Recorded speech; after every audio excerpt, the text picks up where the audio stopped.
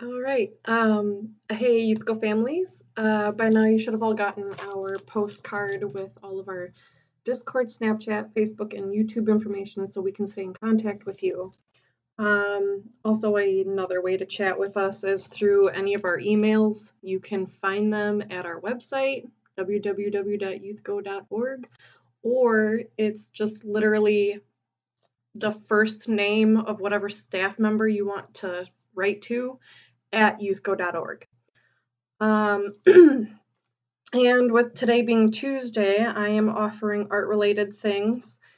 I'm going to use this first video to also tell you that if you need any art supplies, we do not need the art supplies we currently have at the center because none of you are there to use it. So if you would like to request some art supplies, get a hold of me in one of the previously mentioned ways. Tell me what kinds of things you would like. All of the craft area is at your disposal, as well as some of the things that I have stored in my office. So that's like canvases, paintbrushes, paint, clay, etc. I am also going to try to tell you about free art resources, or cheap ones. And today I have a list of free or cheap programs for your computer that are comparable to Adobe Photoshop and Illustrator. The ones that are comparable to Photoshop are these ones. Hang on, let me get it centered. Oh man. There you go. I do not know which ones are free or still cost money, but check them out. Okay. The ones that are comparable to Illustrator, which is one of my favorite programs, are these.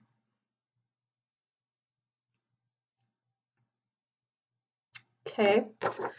And let's not forget all of the free drawing apps that you can download on whatever device you have. Those are going to be easy enough for you to find on your own. So this week I am going to explain how to prepare a screen for screen printing. A handful of the high schoolers made designs already for this, so thank you to Lizzie, Gavin, Jared, and Quentin for creating some of these, and Angie. Firstly, I prepared my screen. Well, I'll show you what the screen looks like, but I prepared my screen with duct tape. So this one I did not prepare. I have the finished one sitting next to me. But what I did was I had duct tape on my front seams all the way around, and then you always should duct tape your inseams all the way around. It really just is to help make sure that you don't have any ink blowouts, or to also help with it being more structurally sound. So as you can see, these are the designs that were made. Sorry, I'm really bad at this. So I keep going off screen. I taped the designs onto my inside of my screen so that I could use drawing fluid to paint the design on. And I did have to turn all of the worded ones backwards first. So I did that a different way. I was going to use photo emulsion, but since after you activate photo emulsion, you only have a limited time to use it, I decided it was not the best way to go about this right now because I wouldn't be able to use it within the time after I activated it. So I felt wasteful. So I'm using the drawing fluid and screen filler method. So after I painted the drawing fluid on, I had to wait for it to dry, obviously. And then and then I was able to coat the screen with the screen filler. So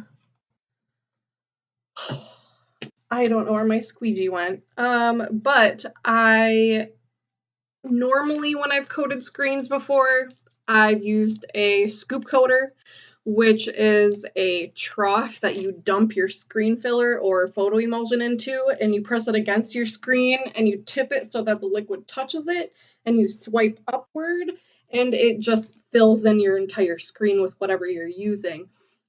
This time, the directions had me dump a little bit of screen filler onto the screen and use a squeegee, which the squeegees, I can't find it right now, but they're what you use when you run a print. So it's what you use to run ink through your screen. But that's what they were having me use to coat my screen with screen filler. So it was a little touch and go at times. I had to pour a little bit on in different spots and swipe a different way to make sure it got completely covered. So it definitely wasn't foolproof. Definitely not as easy as a scoop coater, but that's okay. So then after I coated my screen, I had to rinse out the designs, and then I filled in the rest of the area around the screen filler with duct tape so that we don't have any messes when we actually do pull a print. So here's what it looks like from the inside. Oops, sorry. Having a hard time doing so. So all of these negative spaces like that are what the ink is going to go through when you pull a print. So that's the inside. This is the outside of it. So yeah, and I'm probably not going to pull a print until I'm able to do it with all of you so that you can try it out. So yeah, that's what I got for you. And then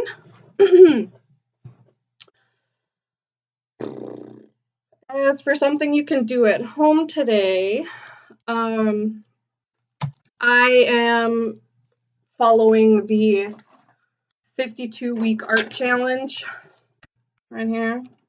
Woohoo.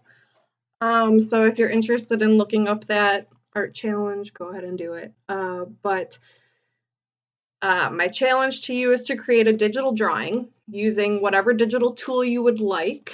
It could be Word or an Adobe program, one of the ones I just told you about, or an app. Just create something digital somewhere. The prompt that I created art based off of was week 19, and the prompt is to design a spaceship. So, and I did this already, and I used mixed media, so I'll kind of explain what I did. So this is what I have.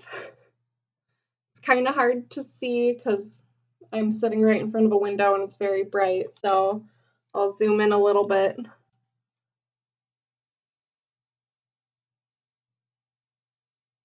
Okay, so what I did is I made my spaceship in Adobe Illustrator. I am fortunate enough to have the pre-cloud version and also have a drawing tablet, so it was pretty nice to create. So I did it digitally, and then I printed it off, cut it out, and put it on here. I had this canvas pre-painted. I didn't know what I was going to use it for, but so I already had the gradient painted on the back, and then what I did is, because some of the paint was a little scratched in areas and I didn't like how uneven it looked, so I actually took some Prismacolor pencils, and because this canvas was still so textured, it filled in a lot of those areas that were scratched off really well. So I did some layering with that, and then I used Sharpies for my farm silhouette, because why not? And then, I don't know if you can see it, but after I put my spaceship on, I used a gel highlighter to make like my beam that's going down. Really hard to see, but I knew it was going to go over it really well because it's an oil-based product, so it's just going to sit on top and stay visible. So it ended up working out really well for me. Yeah. So that is what I came up with. So I would love it if you came up with a spaceship design and sent it to me, either screenshot it or, take a picture of it with your phone, send it to me somehow on like Facebook, or email it to me, or send it to us on Discord. I would love to see it. You can even Snapchat it to me, like whatever. Just I'll be on here pretty much whenever checking it. So, all right. So I will post again next Tuesday with more things for you all to do. All right. Peace out.